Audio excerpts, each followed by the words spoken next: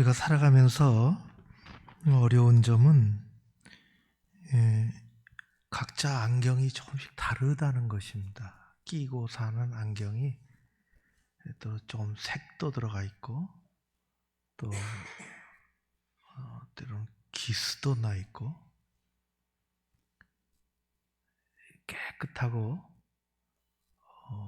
바로 딱 볼 수 있는 그런 안경을 끼고 살아야 되는데 그렇지 못한 경우가 있습니다. 오늘 말씀을 우리가 고린도 후서에서 읽었는데요. 매우 이해하기가 어렵습니다. 사도 바울이 고린도 교회에 보낸 편지잖아요. 그들은 서로 무슨 얘기하는지를 알고 있습니다. 오랜 세월이 지난 우리에게는 오늘 읽은 말씀이 딱 와닿지 않습니다. 근데 초점은 확실합니다. 좀 긍정적인 분위기의 사람도 있고 살다 보면 부정적인 분위기의 사람도 있습니다. 고린도 교회는 부정적인 분위기로 만연된 교회입니다. 고린도 전서와 고린도 후서를 읽어보면 오늘날 모든 교회가 겪을 수 있는 아픔들이 다 들어가 있습니다. 이게 우리에게 때로는 교훈이 되는 거죠. 항구 도시였는데 고린도가 사도 바울이 전도해서 교회를 세웠으니 그 교회에 아픔이 있건 좋은 일이 있건 애정과 애착이 가고 위에서 기도하는 것은 말할 것도 없습니다. 근데 많은 일들 중에 오늘 우리가 이 부분을 딱 읽었는데요. 예, 아니요, 아니요, 예 굉장히 많이 나옵니다. 간단하게 정리하면요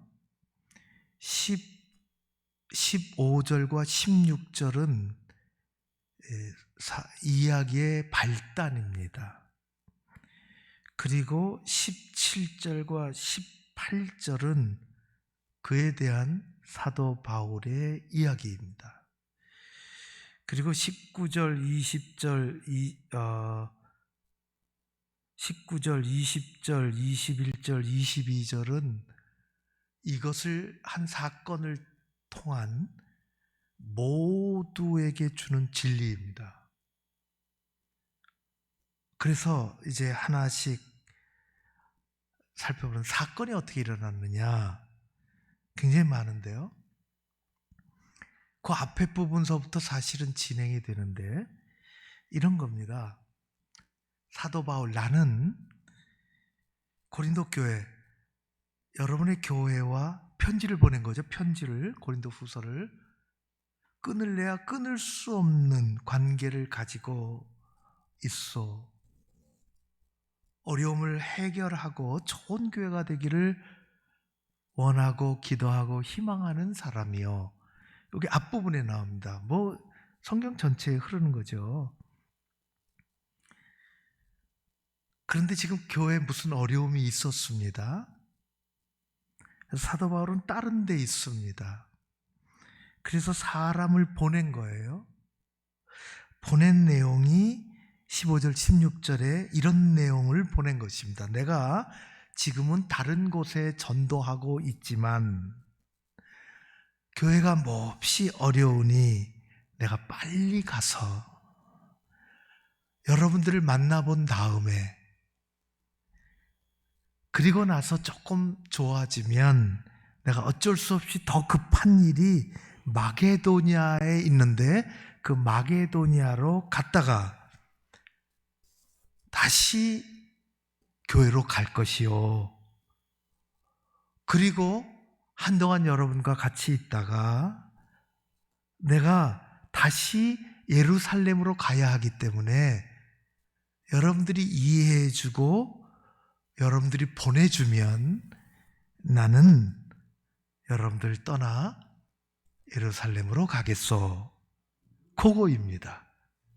무슨 이야기가 그런 거는 아무튼 그런 계획을 사도 바울이 갖고 그들을 도와주기 위해서 교회 사람에게 보내서 그렇게 알려놨는데, 그렇게 하겠다는 사도 바울의 약속을 사도 바울이 했지만은 가지 못할, 피치 못할 사정이 생긴 것입니다.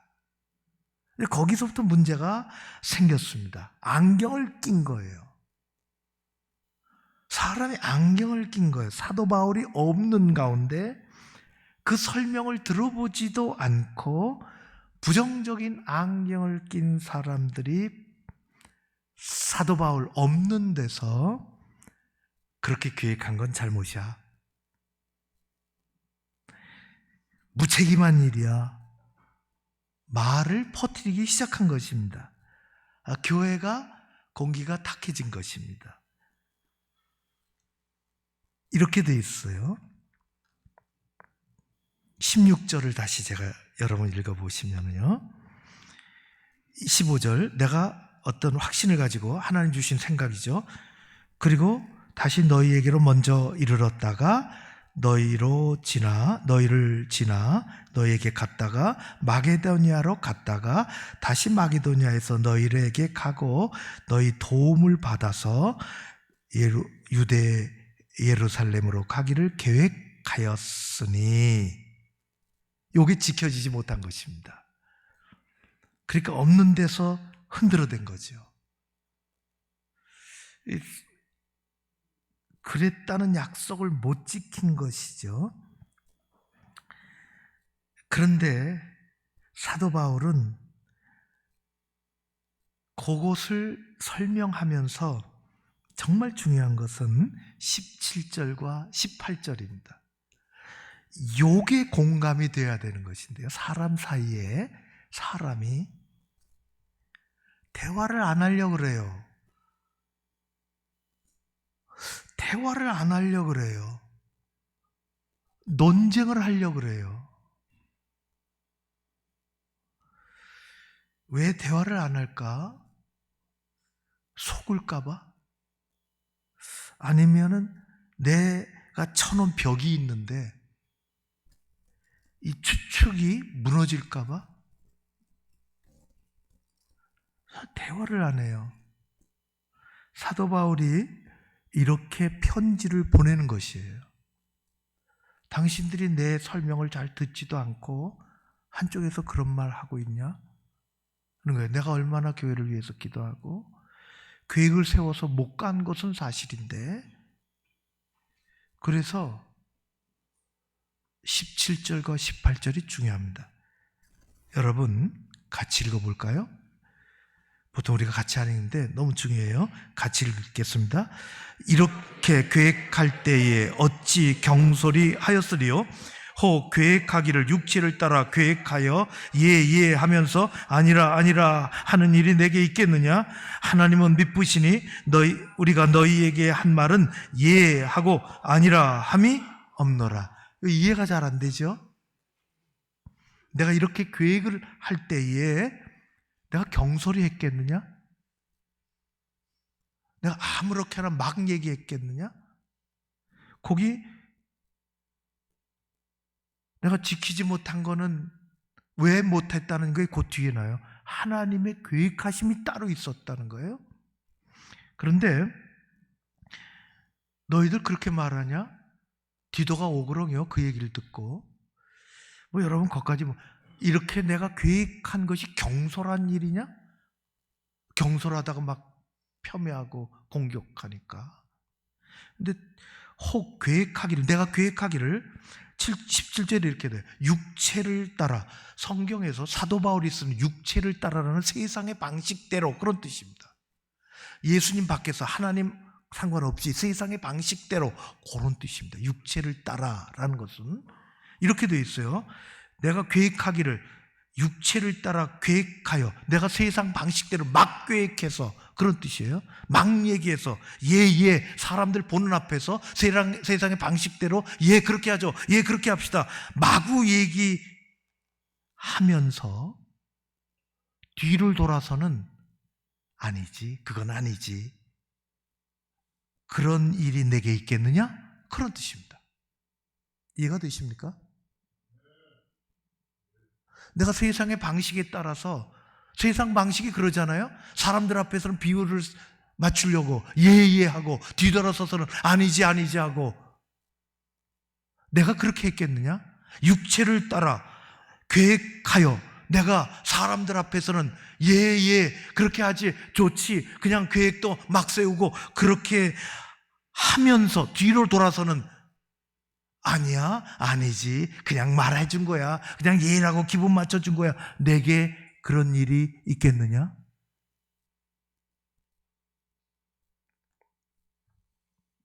그런 내용입니다.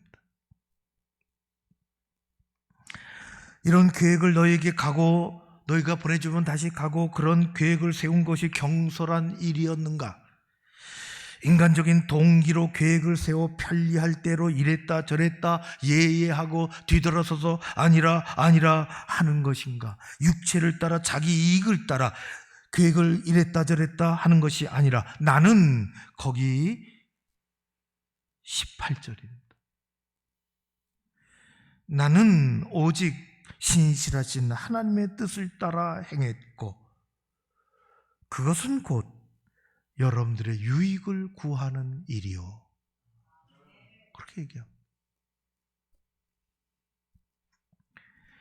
사람들이 겉으로 예하는 경우가 얼마나 많습니까? 우리 한계지요. 또 거기서 자유로울 사람도 없습니다.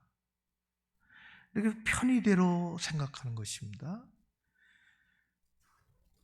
그렇지 않습니다. 사도 바울은 그렇지 않다고 얘기하는 것입니다. 그리고 다음 진리를 얘기합니다. 그것이 교회에 교훈을 주고 그 사건을 뛰어넘어 교회를 향하여 오늘도 진리의 말씀을 교훈하고 있는 것입니다. 하나님의 백성들은 교회를 섬길 때에 어떤 신앙의 안목을 가지고 섬겨야 하고 살아야 하는지, 하나님의 백성으로 어떤 안목을 가지고 어떤 신앙의 자세로 살아야 하는지, 신앙의 근본적인 자세와 태도를 어떻게 해야 하는지를 가르쳐주고 있는 것입니다. 그것이 20절에서부터 22절까지입니다. 그게 우리에게 중요하죠. 풀어서 얘기하면 그렇습니다. 우리가 전한 예수님은 하나님 앞에서 아니오가 아니다. 예수님 보라. 하나님 앞에서, 아버지 하나님 앞에서 아니오라고 부정한 적이 없고 예라고 긍정하며 사셨다 것입니다. 그런즉 좋으신 하나님의 위대하신 축복의 약속들에 대하여 우리는 하나님 앞에서 어떻게 하며 살아야 된다? 아멘하고 긍정하며 살아야 된다는 것입니다. 그러면 우리는 그 축복의 약속에 예라고 긍정하신 예수님과 더불어 동참하게 되는 것이다. 비로소 이것을 보증하시는 분은 성령님이신데, 하나님 앞에 우리가 긍정의 신앙을 가지고 살아갈 때 하나님께서 약속하신 그것이 우리의 것이 된다는 말씀입니다. 고린도 교회가 놓친 게 그거죠. 아멘은 하나님 앞에서 가장 강력한 긍정의 고백이요 선포입니다. 긍정의 말, 아멘, 잘하고 살라고 사람 앞에서도 그렇고 하나님 앞에서 말할 것도 없고,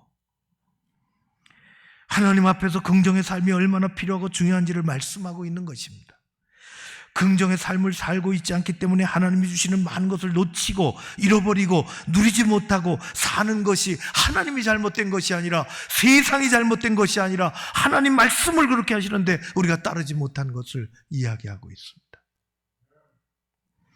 기독교는 아멘의 신앙입니다. 예수님은 이 말씀을 너무도 많이 사용하셨습니다. 요한복음 3장 3절에 이렇게 말씀하셨습니다. 예수께서 대답하여 이르시되 진실로 진실로 내게 이르노니, 진실로 진실로 원어로 가면은 아멘 아멘 레고 소이입니다. 진실로 아멘입니다. 예수님 아멘 아멘 레고 소이, 내가 내게 진실로 말하는데 아멘입니다. 예수님 그렇게 하셨습니다. 예수님이 진실을 말씀하시지 않았으면 우리는 우리의 믿음의 근거가 없어집니다. 구원의 반석이 구름 위에 떠 있는 것입니다. 거짓이라는 허상에 불과합니다. 예수님은 진실로 말씀하셨습니다. 아멘 아멘. 요한복음 10장에도 그렇게 예수님 다시 이르시되 내가 진실로 진실로 아멘 아멘 레고 소이 너희에게 말하노니 나는 양의 문이라. 요한복음에 26번 말씀하셨습니다. 그래서 주님은 아주 자주 사용하셨으며 아주 힘주어 말씀하셨습니다. 아멘은 진실이라는 말입니다. 하나님의 뜻에 대한 바른 자세요, 진실한 응답이 아멘입니다. 이 아멘을 아는 사람은 함부로 아멘 하기도 어렵습니다. 예수님은 하나님 앞에서 한 번도 아니요 한 적이 없으십니다.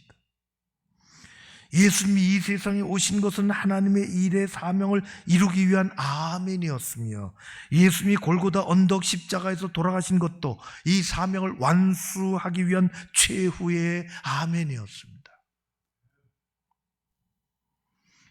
아버지, 하늘의 아버지여, 내 뜻대로 마옵시고 아버지의 뜻대로 하옵소서. 주님의 일생은 그래서 아멘으로 시작해서 아멘으로 끝난 것입니다. 우리는 먼저 예수 그리스도 십자가와 부활이 거듭난 하나님의 백성으로서 하나님 앞에서 아멘하며 살아야 합니다. 아멘은 하나님께서 우리에게 주신 믿음의 언어요 축복의 언어입니다. 세계 어느 나라를 가도 동일한 말이 하나 들리는데 그것은 아멘입니다. 우리말도 아멘이고 영어도 아멘입니다. 러시아 말도 아멘이고 남태평양 퉁가에 가도 아멘입니다. 아프리카 스와질라에도 아멘입니다. 모든 나라의 모든 예배, 모든 찬양, 모든 기도 가운데 들려오는 오직 공통적인 한마디가 있는데 그것은 아멘입니다. 다른 나라에 가서 예배드리고자 하면 그 나라의 말을 한마디도 알아듣지 못하여 설교를 이해하지 못하고 찬송을 따라 부르지 못하고 기도 내용을 잘 알아듣지 못해도 들려오는 한마디가 있는데 그것은 아멘입니다. 아멘은 우리가 만든 말이 아닙니다. 성경에 나오는 아주 소중한 말입니다. 아멘은 나라와 시대를 초월한 언어, 남녀노소 불문한 언어, 만국 공통 믿음의 언어인 것입니다. 교회에서 가장 많이 들려야 하는 말이 아멘입니다. 가장 귀한 말로 쓰여야 할 것이 아멘입니다. 우리가 더 많이 써야 할 말이 아멘입니다. 그 말의 축복을 누려야 할 것이 아멘입니다. 우리가 하나님을 믿을 때에 선택적으로 믿는 것은 불행한 일입니다. 우리가 믿는다고 할 때는 선택적으로 내가 좋고 내 입맛에 맞나서 맞는 것만 골라서 믿는 것이 아닙니다. 믿음의 조상 아브라함을 하나님께서 부르시고 인도하셨을 때 아브라함은 선택적으로 믿지 않았습니다. 전적으로 믿었다고 했습니다. 우리 모두 하나님을 잘 믿어야 합니다. 제대로 믿어야 합니다. 바로 믿어야 하는 것입니다. 전적으로 믿는 신앙, 그것이 아멘의 신앙이요, 긍정하는 신앙이요. 그랬을 때 우리는 비로소 긍정의 인생이 되는 것입니다. 우리의 신앙은 아멘의 신앙이요 긍정의 믿음입니다. 아멘은 우리가 믿음으로 할 수 있는 최대의 긍정입니다.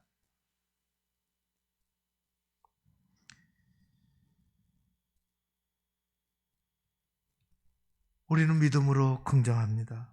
예, 그렇습니다. 예, 맞습니다. 저도 그렇게 생각합니다. 반드시 그렇게 될 줄로 믿습니다. 그것이 아멘입니다. 하나님의 말씀이 내게 들릴 때 우리는 영혼으로부터 긍정하는 것이고 믿고 동의하는 것입니다. 내가 세상 끝날까지 너희와 함께 있으리라. 아멘. 저도 그렇게 되기를 원합니다. 아멘. 크게 아멘입니다. 예, 주님의 약속이 맞습니다. 나는 양의 문이다. 누구든지 나로 말미암아 들어가면 구원을 얻고, 구원은 들어가며 한 번 얻으면 됩니다. 주님은 들어가며 구원을 얻고 들어가며 나오며 꼴을 얻는다고 했습니다. 매번 들어가며 나오며 꼴을 얻어야 됩니다. 이게 실패하면 잘못된 것입니다. 구원 다음의 신앙생활이 우리의 신앙생활입니다. 들어가며 나오며 꼴을 얻어야 됩니다. 먹지 않고 건강할 사람 있을까요? 먹지 않고 걸어갈 사람 있을까요? 아멘. 주님 약속 의지합니다. 아멘. 꼴을 풍족히 먹여주십시오. 그게 아멘 신앙입니다. 그게 긍정의 신앙입니다. 저는 참 오래전에, 지금은 선교사들이, 특별히 한국 선교사들이 다 내쫓겼지만은 중국 길림성의 도문, 연길, 훈춘 쪽에 많이 다녔습니다. 정말 연약한 교회들, 전도자들, 그들의 열심을 뒷받침해줘서 교회를 살려야 하는 일은 교육시키는 일인데, 교육자들과 더불어 6개월의 커리큘럼을 만들고 한 달에 한 번씩 일주일 동안 들어가서 모이십시오. 그리고 한 번 와서 끝나는 것 아닙니다. 우리는 당신께 줄 게 없습니다. 당신들을 위해서 뭘 돈을 갖고 온 거 없습니다. 그러나 우리가 공부하려고 왔습니다. 6개월 동안 빠짐없이 하면 졸업식 잘하고 백두산 가겠습니다. 수학여행으로. 그렇게 해서 돌아다녔습니다. 어느 교회, 저 시골에 종교국이 타치하지 않는 그런 곳에 목사가 왔다는 얘기를 들으면 득달같이 아무것도 없는데 연락망이 가동되어서 손에 논일 밭일하던 흙을 그대로 묻히고 집에도 들리지 못하고 시간 맞춰서 교회랑이라고 호롱불 펴놓고 그저 반죽이 돌아가는 그곳으로 찾아 나옵니다. 말씀 듣기를 사모하고 축복받기를 원하고 간절히 기도하기를 원하는 것입니다. 전도사님 말씀 전해주셔서 고맙지만은 목사님이 오셨다기에 축도를 받고자 모이는 것입니다. 공식적인 예배는 가서 잘 드리기가 어렵습니다. 종교국의 허락을 받아야 되죠. 외부인은 설교 금지입니다. 잘 아는 종교국 그 직원하고 잘 통하면, 국장하고 잘 통하면 사이드로 얘기해 줍니다. 앉아서 하시면 됩니다. 서서 하면 설교고 앉아서 하면 좌담이니까 괜찮습니다. 좌담 1시간 하기 쉽지 않습니다. 아멘이 속에서 우러나오는 것을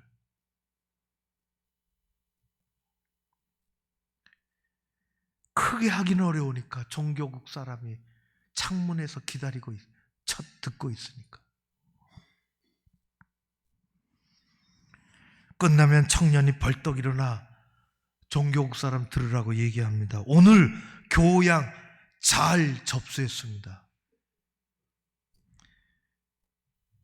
목사가 교양 얘기하는 게 아닙니다. 그분은 잘 알고 그렇게 들으라고 좌담했으니까 바깥에서 들으라고. 작은 소리로 입술로 눈물을 흘리며 아멘 하는 사람들이 있습니다. 아멘은 맹서고 헌신이고 순종한다는 것입니다. 긍정의 신앙이 긍정의 인생을 만듭니다. 부정의 신앙은 부정의 인생을 만들고 불행한 인생을 만드는 것입니다. 하나님 앞에 긍정하며 사는 여러분 모두, 우리 모두 되어지기를 바랍니다. 사람에게 가장 불행한 것이 무엇일까요? 하나님 앞에 긍정을 하지 못하니 세상에 대해서 긍정을 하지 못합니다. 사람이 사람을 믿지 못하는 것입니다. 불행합니다. 대화도 안 하려고 합니다. 불행한 일입니다.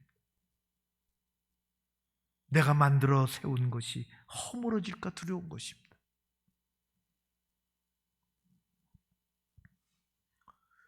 마더 테레사는 그 책에서 이렇게 얘기했습니다. 당신이 성공하면, 그가 성공을, 세상적인 성공을 지향하는 사람은 아닙니다. 다른 진리를 얘기하려고.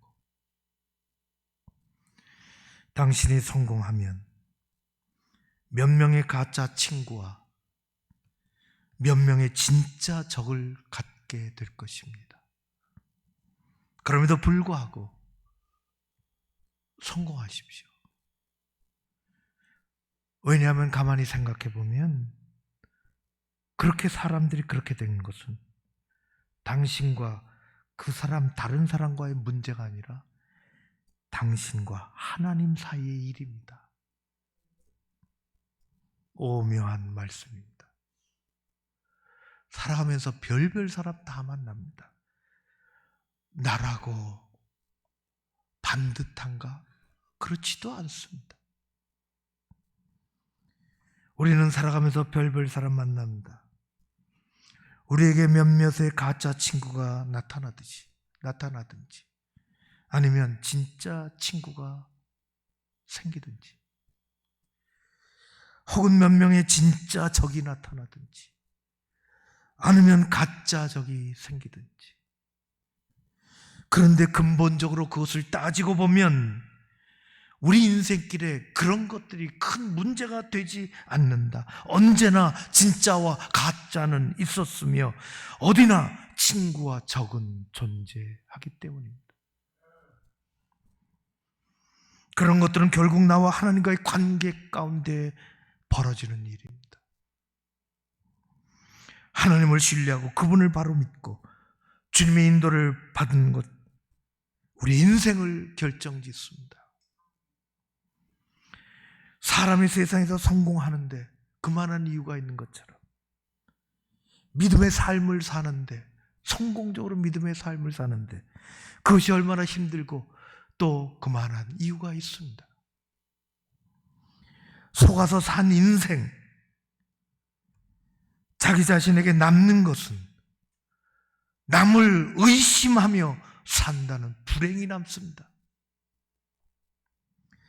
많은 일을 겪으면서도 긍정하고 믿어주고 신뢰의 삶을 추구하는 사람이 자신에게 남기는 것은 하나님 앞에 아멘하고 긍정과 신뢰를 가지고 다른 사람들을 믿고자 하는 삶의 그 긍정적인 태도를 남기는 것입니다.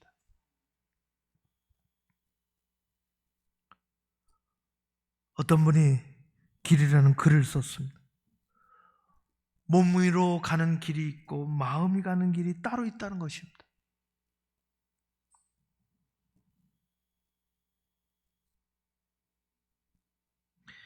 몸이 가는 길은 갈수록 지치고 마음이 가는 길은 멈춰서 쉴 수 있다고 했습니다. 몸이 가는 길은 비가 오면 지저분하게 젖지만은 마음이 가는 길은 비가 오면 깨끗해진다고 했습니다.